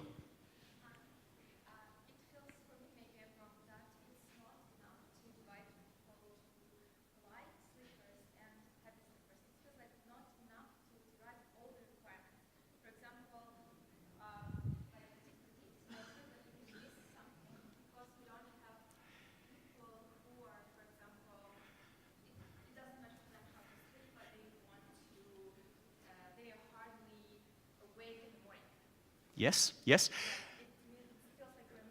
Yes. Now. So the question is how to define the groups correctly. Who can invest in who can define these groups correctly? Right. Now, the question is how to aim at completeness of user requirements as much as possible. And in general, I said before that you have to have a set of user groups. And here the question is how to come to this set of user groups. Now, there is a template where you simply have 5 columns. The first column is the title of a user group. The second one is the tasks they are doing. The third one is the resources they are using. The fourth one is, I hope I don't forget one, the social environment that they are in. And the fifth one, okay, this is 5. The fifth one is the physical environment that they're in. And what I recommend to you as an exercise in the project is to take a table and fill it as much as people can think about their user groups. Then you should start with one user group that you agree on to do some interviews to find out what's really in there. You might find out there's other user groups while you are doing the analysis. I personally use a term called the completeness myth, because everybody expects us to have completeness. We are never complete, I'm afraid. That's the real world. And there is a statement in The Godfather, Part 2, where Joey Zaza, who doesn't survive the movie, no, it's Part 3, Joey Zaza is being asked by The Godfather, Joey, how can you guarantee to me that in your district of New York, there will be no drug dealers? And Joey Zaza says, I cannot guarantee that there are no drug dealers, but I can guarantee that I will shoot each and every one I identify. And with regards to requirements, and he was shot in the end of the movie, and with regards to requirements, we would say, if you want to have as much completeness as possible, you have to identify users to talk to. And the rule of thumb is talk to 5 users per user group. That's a rule of thumb. It comes from usability testing originally, because it's economically feasible, and typically then you have quite a bit of saturation in your requirements. But while you talk to a user group, you might identify there's 2 more user groups while we are talking to that one. And that's as much as I can tell you. Yeah? But I would start off as a project team with a table that uses the 4 components of the context of use: users, tasks, resources, environment, and fill it as much as the project think they know about the users. And that's a healthy start. I used a slide on the user types, primary, secondary, indirect, to stimulate, to find more than we found so far. But I only use it as a slide. In the template, I wouldn't further differentiate them. I would just put titles to the user groups, And for example, with the alarm clock, you would first start off with, well, people who have to get up at a defined time. Fine.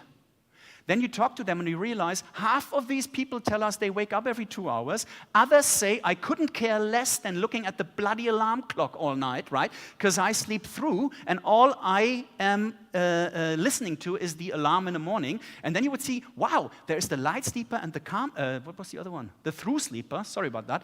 And they are 2 user groups, and one of them might be strategic, much more relevant to our company than the other one, and we might do 15 interviews with this one, and 5, and. But 5 to interview 5 people per user group is the practical minimum. And I tell you what, if you come back to your company and propose that, what will the person say who has to give you the project, the resources to do so? No, what they will say is, sorry? Yes. Now, okay. All I'm saying is, based on practice, typically, if you smoothly talk people into this, they would say, "Isn't 3 enough?" And the answer is, maybe, yeah. If you start off with 5 and you end up with 3, that's still better than starting off with 3 and end up with 1, which was exactly that medical doctor that speaks at every conference and no one wants to talk to him afterwards, right? And that's the one who you talk to and you build your requirements on. So, 5 is a sensible basis. And if people, say 3, then I would say, okay, then let's go. Let's see. Here you go. Question?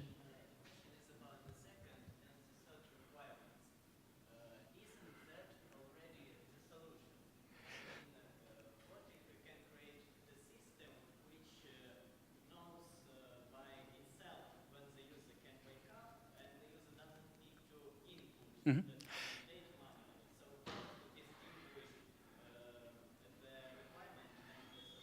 Yeah.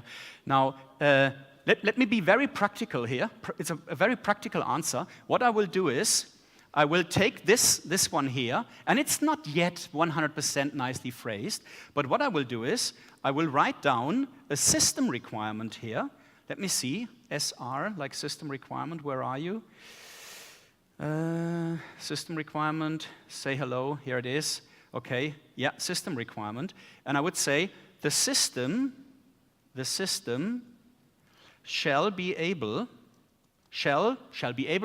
what shall it? What was it you said?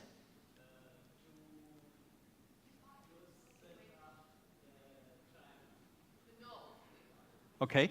The system shall set wake up times based on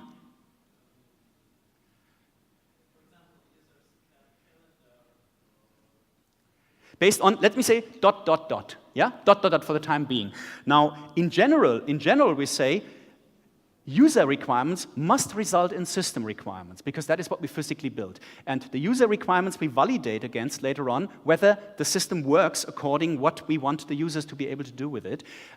You might have system requirements, once you agree on them, that kill user requirements. It's possible. It's possible. Just, that's my practical answer, yeah? But this is still a requirement, because there is a principle for building user interfaces, which is called controllability. And these days, what we see in many products is what's called over-automation, too much automation. And in general, the user shall always be able to take over the role of that thing in case that thing makes the wrong assumptions, you know? But that's the way I would answer it, you know.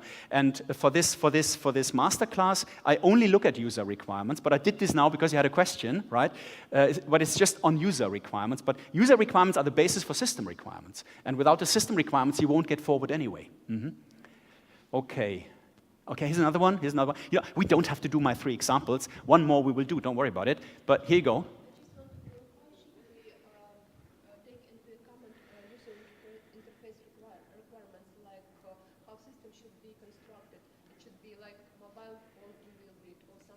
These are all system requirements. From just speaking practical, in the user requirement specification, we just look at from the user's perspective, what is it we have to make possible? And if we realize this thing has to be mobile, then we would say the system has to yeah, which is not a contradiction. But here I strictly look at user requirements, and I can only recommend to you people, if you aim at products with high user experience and usability, first have agreement on the user requirements completely across all analysis that you have done, and then put down the system requirements. That's how I would do it. That's how I would do it. And of course, you have just used a term, an interesting term, which you called user interface requirements. User interface requirements as a term exists in practice, but in the usability and user experience field, these are called design guidelines. Design guidelines. These are things that you put into a style guide where you would say, this we have to apply in each and every project. This is not specific to this context. The one you gave is context specific, but just because you use the term user interface requirements. When it comes to so-called user interface requirements, they are all design guidelines that you typically put in a separate document, not in a user requirement specification. Okay, now, we've got how much left? 15 minutes left. Let's just look at some excerpt of the second example that I have in here, and that is about a company building calendars, calendar apps, and they have a user group, business consultants, who manage lots of appointments with clients, okay? Now, here's a bit of the context. Susan Lang is obviously the wife of this other guy. Susan Lang is a sought-after management consultant. Her calendar quickly fills up over the quarter. Typically, she only gives away full consulting days, since everything else is too much effort for money. Clients often ring her and ask about her help and views on specific issues. Susan is quite quick in coming to the point immediately, so on the phone already she comes up with half the solution. Often, the customers immediately agree with Susan's proposed proceeding and ask which days she has available within the next 4 to 6 weeks. This takes quite some time then to find suitable days since her diary is packed. Who has this context of use? Okay, now everybody who gives full days away to clients has this context, and let's just look at one tiny aspect here of the context of use. What is the user need in here? Who's the user group? Business consultant. The business consultant needs to, in order to. In order to. In order to what?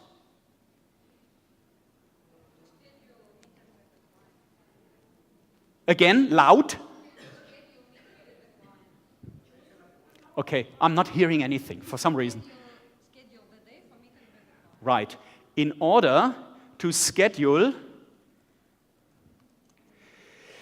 the demanded amount of fully available days, yeah? Fully available days, that's the context. Fully available days within the demanded period of time. Is that the business in order to within the demanded period of time. And what does she need to know? Exactly. The business consultant needs to know which full days are available in a specified period of time, comma, in order to schedule these days. Yeah? That's one user need. Do we agree on it? Disagreement, disagreement, disagreement, disagreement. 10 euro for each disagreement, disagreement, disagreement. Okay, here you go, you know. Maybe we should add place. Sorry? Add place, specify place. Okay, fully available days within the demanded period of time for the specified location. Yeah? Okay, good. Because it might be Australia. Okay, any other disagreement? Here you go. I see this user need that's placed in the last spot. Okay, so you say it's in the wrong column. No problem. What do? Microsoft Word. Here you go. Yeah? Okay, here comes a practical advice. It doesn't matter. What we tend to do is we look at slices of information in the context, slices of information, and we ask ourselves, what's in there? And sometimes things fit here, sometimes they fit at two places. I give you an example how to deal with this when you do lots and lots of interviews. When you do 5 interviews, you will find during the 5th interview that you just cross-reference lots of things that you found already. Often in the 5th interview, you don't find a single additional need. So you would say C, Alt Q, and then you press U. What was it? UN3, wasn't it? Was it UN3? UN6, you're much better than I am. UN6, einfügen, zack.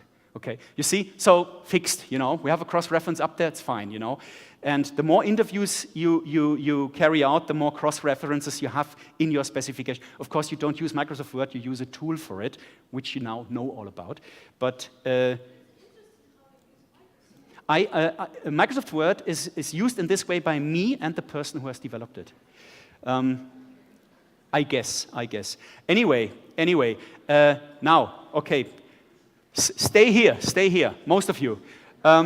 What is the user requirement? What is the user requirement that can be derived from this user need? Well, with the system,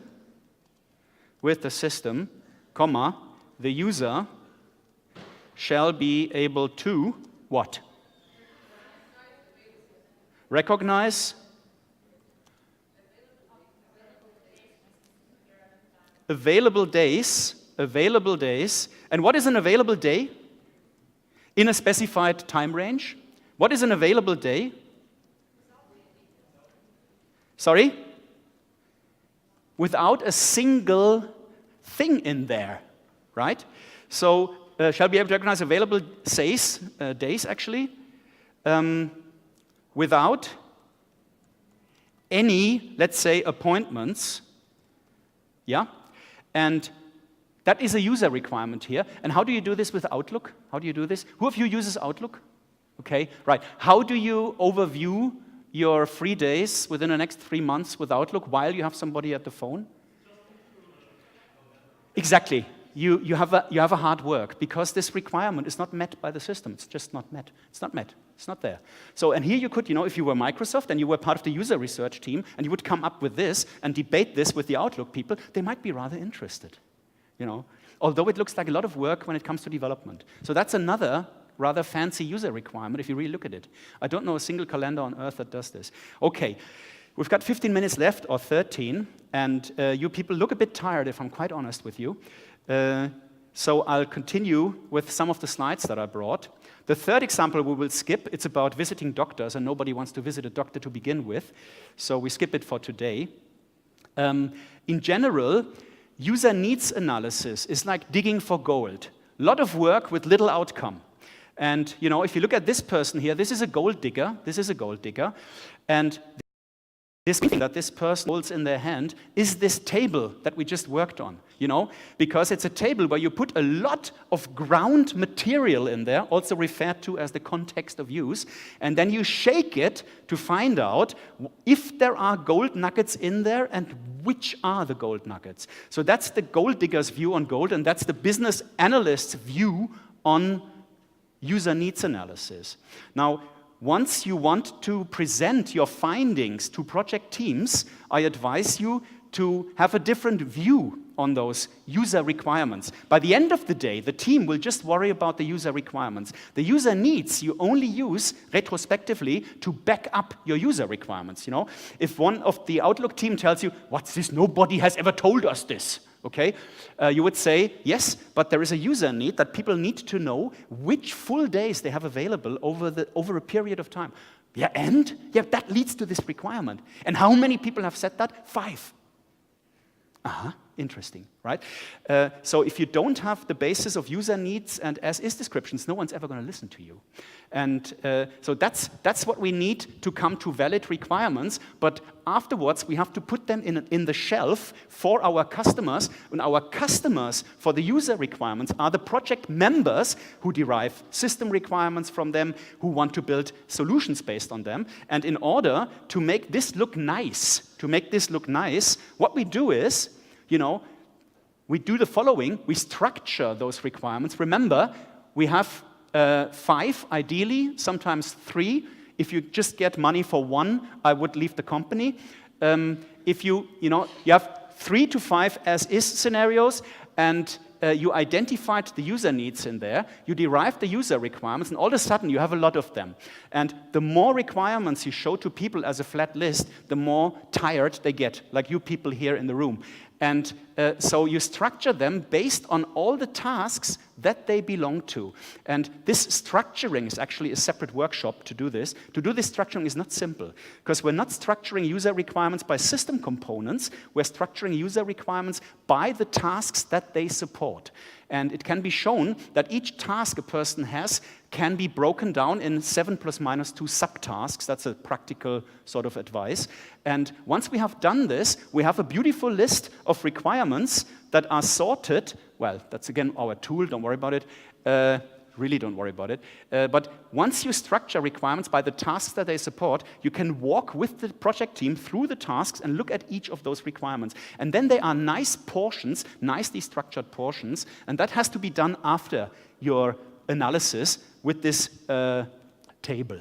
Okay, so this is the tool again, don't worry about it. Conclusions, well, now I'm too quick. You have questions afterwards, don't you? Conclusions. These user needs, if you do this user needs analysis, you will find at point 0 of the project that you identify user requirements that would have afterwards dropped into the project once the user interface is ready and you present it to people or you walk through it with users. So this is an excellent basis to foresee, to predict user requirements. It's hard work, but it can be done. And we actually assume from a sort of, if you ask yourself how many resources does this eat, you can say per user group you should invest 1 week. 1 week. But do nothing else but identify those user needs and derive the user requirements.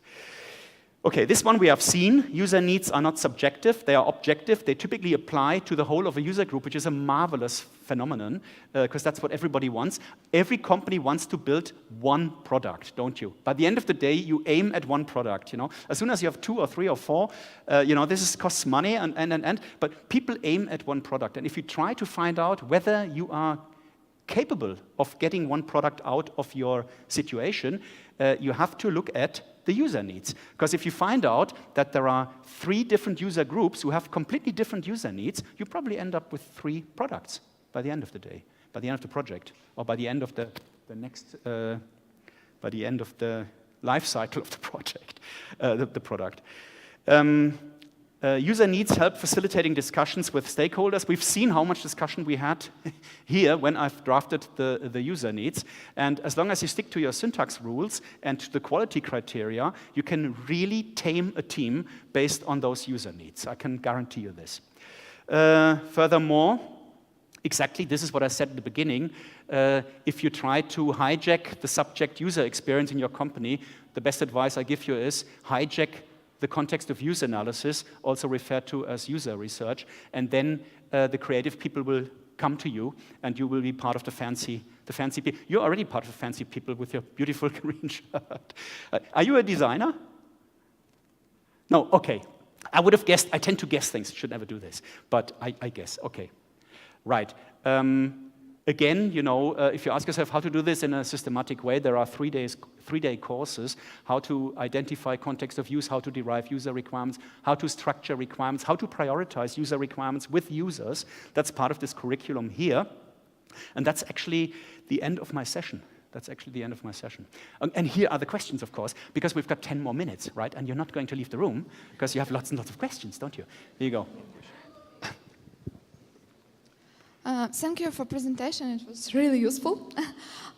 So my question will be like the next point when you will have like a system requirements and maybe even a product. How will you validate that your system or your requirements fits to user needs or user requirements? Mm-hmm. Right. The answer is you do this by professional usability testing. Usability testing is the method with which you validate whether you have satisfied the user requirements. And this, by the way, is a profession by itself, usability testing. It can be learned, as you can see here. It's another 3-day course, right? With a practical exam at the end. But usability testing is the method for validating this.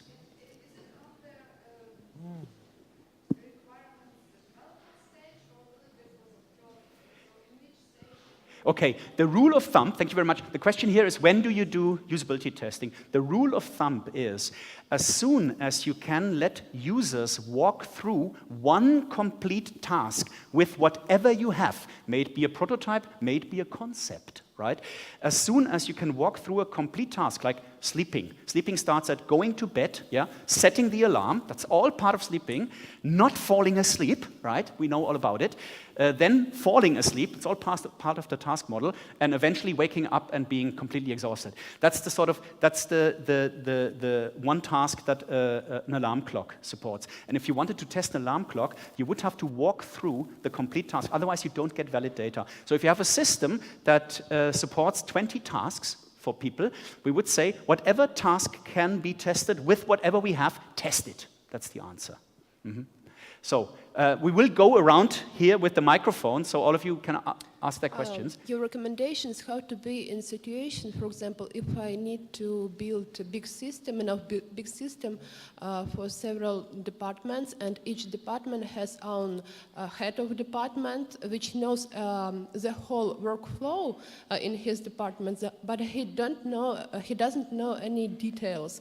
And also we have a lot of workers in each department, but they know just details of their work and don't know workflow. Mm-hmm. How? What's the focus group in this case for you?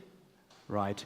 Now, in general, before you conduct interviews with users, as a project team, you have to have set up the portfolio of your user groups. Typically, in such workshops, you already have department heads in there who know who they are employing, and you have those people in already as part of the initial work on the context of use. And this is how you get them in there. But as these people are capable of the organizational workflows, you can do interviews with these people before you talk to users about the general organizational workflow, so you don't have to discuss this with users. But this I would decide on a case-by-case thing. Mm-hmm. Next one. Thank you for very useful content. My question is, how do you organize your work during the very first phase, during the inception phase for user requirements elicitation? Maybe some life hacks or some advices?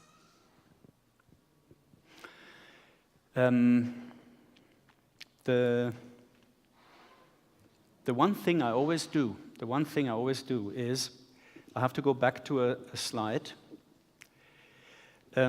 Once a project has been, hang on, I just got to go to this slide. It doesn't work if I speak. Okay, now. In order to have an inception phase, you first have to convince people that this should happen. Huh? And the question is how to convince people that you should have such a user-centered inception phase. My approach is that at the beginning of a project, I draw this figure on the wall, not on the wall, don't draw it on the wall, on the flip chart, and I take about 1 hour to have this on the flip chart and explain every triangle in here, what's meant by this. Typically, I draw it from the top to the bottom, and once I've done this, people start asking, how do we get the data that are in this model? And then I say, well, the first thing we have to do is identify the different user groups we have. For this, we have to do a workshop, let's say 4 hours, because people don't like full-day workshops these days, And within this workshop, I would then sit together with the right team of stakeholders for this project, which is something we could probably talk about for a long time. But ideally, you have the sponsor in there, the likely to be project manager, the people who have a say in the project. You have them there, and you do this work with them, where you work out what do we know already about our users. And here comes the answer to your question. While you do this, you already write down questions to be answered. If you don't do that, no one is willing to do empirical work. So what we do as part of workshops is we have a table where we identify user groups and all the contextual information that we have, and then people argue already. They say, well, do we still want those to be, do we want that task to be there in the future and whatnot? And at this point of time, we just write down questions to be answered with real users. And you have to have at least 10 questions to be answered with each user group at the end of the workshop, and then you have a guaranteed contract for a context of use analysis, because the context of use analysis is core of the inception phase. Inception means find out the direction to go to. Find out, that's what the disciplined agile delivery tells you. They say, in general, there are things that must be discussed now, and there are things that can be discussed later. Can be discussed later means we do it as in an agile manner, not today. We find out on the fly what it is, but must be discussed now exactly addresses the things down here. We have to know at the beginning of a project who are our user groups, and if we can already identify first needs as part of a workshop, which is rather unlikely, but it happens, then we are in an inception. But you have to convince project teams about the general approach, and my recommendation is draw this figure from the top to the bottom on a flip chart and explain to people what these data mean. And once you've done that, everybody wonders, do we have these data? If we don't have them, how do we find them? Then you can say, interviews with users are a good tool, but for this we need to have the user groups as a user group portfolio, end. But that's as much as I can tell you. If you don't convince people about this approach to begin with, it's not going to happen anyway. Here's the next one. Thank you for the presentation. And my question is, if you have, for example, 2 different user groups, if we came to example with Uber, taxi drivers and taxi users, and requirements contradict each other, what is your advice on it? You need only one application for both types of users. Okay. If, in general, theory says it's the user needs that contradict each other, typically. And actually you try to, if you have 2 conflicting user needs, you would try to identify a requirement that either doesn't have the conflict anymore, or you are aiming towards 2 different user interfaces. You are aiming towards 2 different solutions. If Uber looks completely different from a taxi driver's perspective to the perspective of a taxi guest, because the requirements are not the same, then we have to build 2 solutions. It doesn't help. If we try to press all of this into one solution, it's not going to work for either of them. That's as much as I can say. and we would need a bit more time, and we can spend some more time to debate this face to face. Okay, we need the microphone. It's getting warm in here, isn't it? Okay. Thank you for your presentation. The question is, when we are talking about user requirement, does it correspond to the user story level, or it's either user story or epic? Okay.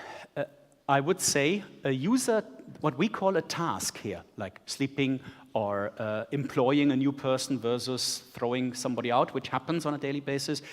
This is rather on an epic basis, yeah? Or this corresponds to an epic. A task corresponds to an epic. I would say the user needs and the user requirements. For one user story, you could have plenty of user needs and user requirements. It's just in the agile environment, people tend to not write it down. You know, well, when we talk agile, it's about not writing things down, isn't it? I'm sorry, but that's approximately it, I would say. And but you should not equalize user requirements with user stories. If you look at the phrasing, looks similar. You know, that's quite interesting. But the user needs phrasing is much older than the user story. But the phrasing looks similar. The content is on different levels. The content of a user needs statement is very detailed, and it's part of one task. User stories, I see all kinds of levels in user stories, in practice, speaking practice. And you might have situations where your user stories correspond to what I've done here. Possible. But my general rule would be one user story can contain many user needs. Okay, can also user requirements. Mm-hmm. Yes. Yeah, thank you for the presentation. You mentioned during the second part that there might be a situation where an tech specialist, for example, is so amazed with the user requirements you have come up to it after the study, and they ask you, well, how many people mentioned that? Mm-hmm. And judging from my experience working with a lot of people and conducting a lot of interviews, there might be, and quite possible, literally will be a situation when, for example, only one person during the interview comes up with a really good user need that most likely will correspond to all other users. They just have not mentioned this during the interview. Mm-hmm. What would the answer for this person be if, for example, only one person mentioned that? The answer would be, okay, so, you know, you always have an easy time if you can trace user needs and user requirements back to all interviewees. That's the easy bit. That's where everybody says, okay, come on, let's do it. It has to be done. And then you have a situation where only one person mentions something and you identify the user need that others didn't, they don't state it anyway, that others didn't produce as part of their context information. Here, looking at presenting this to a project team, I would ask the question, what do you think, how many people this is valid for? I would ask the team to begin with. And if it's a user requirement where you would say, well, it looks like everybody has that, you would say, well, we only found it once, but it's true for all of them. That would be my first attempt, right? How many is this true for? Can you argue about this?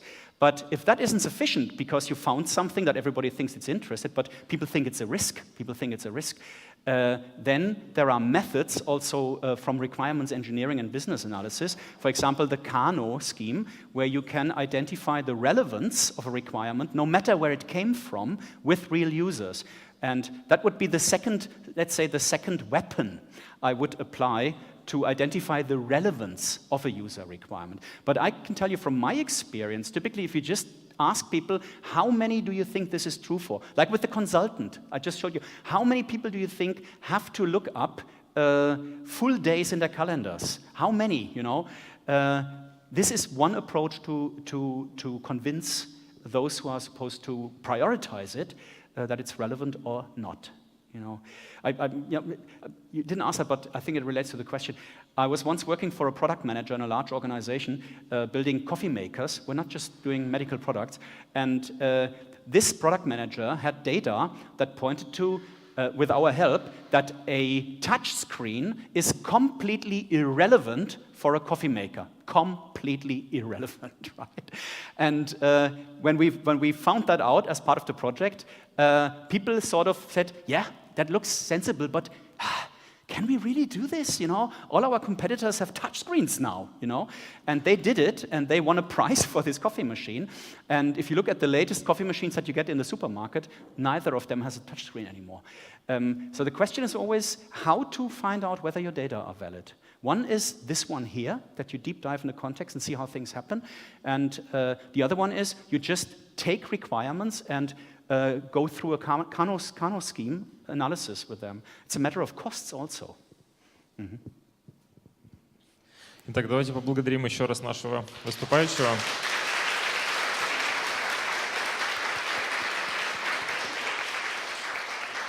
Уважаемая аудитория, теперь сейчас объявляется обед, который продлится уже чуть меньше, чем час. В 13:50 мы